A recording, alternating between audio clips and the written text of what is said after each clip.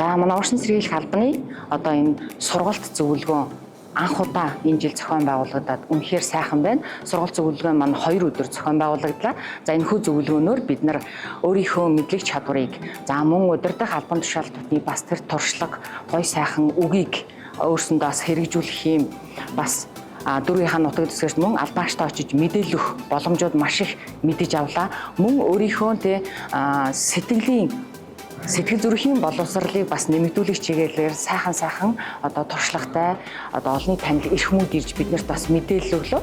За энэ хэрээрээ одоо энэ өнөөдрийн 2 өдрийн зөвлөгөөнөөрөө за 21 аймгийн 9 дүүргийн одоо 250 гаруй одоо мөр зэрэгцсэн сайхан албаагчид маань бүгдээрээ нэг зорилго, нэг сэтгэлтэй энэхүү сургалтанд хамрагдаж бүгдээрээ эхийг мэдээ сурж за очисон одоо дүүрэг орон нутагтаас энэ чиглэлээрээ мэдээлэл өгөх. За тэгээд энэ хэрээрээ бас бидний ажил улам сайжрах, хөгжих, дэвших юм бас онцлогтой гэж би харж байна.